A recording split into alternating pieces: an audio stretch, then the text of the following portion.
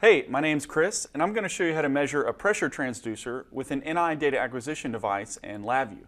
So most pressure transducers are strain gauge based. So actually in the inner diaphragm are tiny strain gauges whose resistance change proportionally to the amount of pressure applied. So there's a couple things you're going to need to measure a pressure transducer.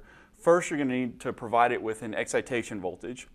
And secondly, since the sensor actually outputs a signal in the millivolt range, you're going to need some sort of signal conditioning to amplify the signal. And lastly, you're going to need a data acquisition device to measure the signal. So in this case, we're going to be using an NIC series module that's designed for measuring pressure transducers.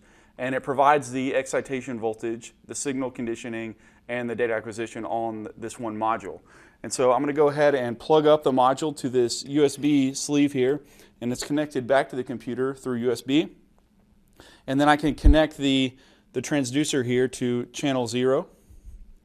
And now I'm going to go over to the computer and open up LabVIEW and create a new VI. So on the block diagram, we're going to right click, go to Input, and go to DAC Assistant. And the DAC Assistant is a step-by-step wizard that allows me to quickly configure my measurements.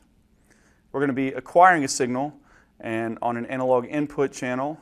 And so we can scroll down and go to pressure and then click OK. And we've connected the sensor to analog input 0, so we'll click that and hit finish. And now there's a couple more settings we need to configure. We can change the minimum and maximum input range.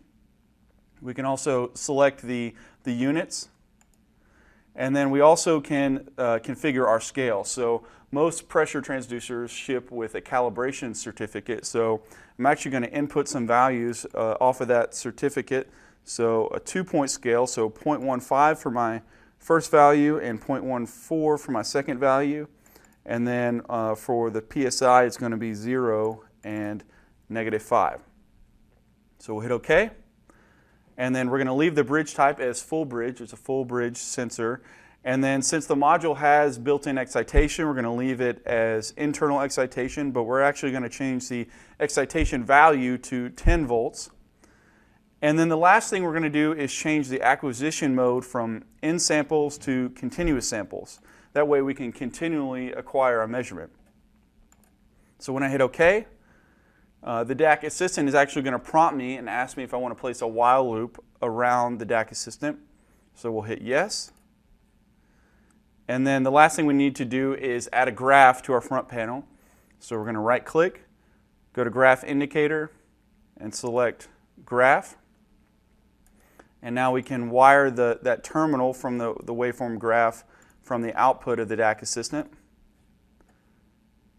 And then also, if we want to add other types of indicators, I can right-click the front panel and go to Numeric Indicator, and I can add a gauge as well.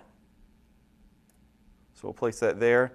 And we'll change the scaling on the gauge to be from 0 to -100. And now I'm going to wire up that gauge as well to the output of the DAC Assistant. And so now I'm going to hit Run.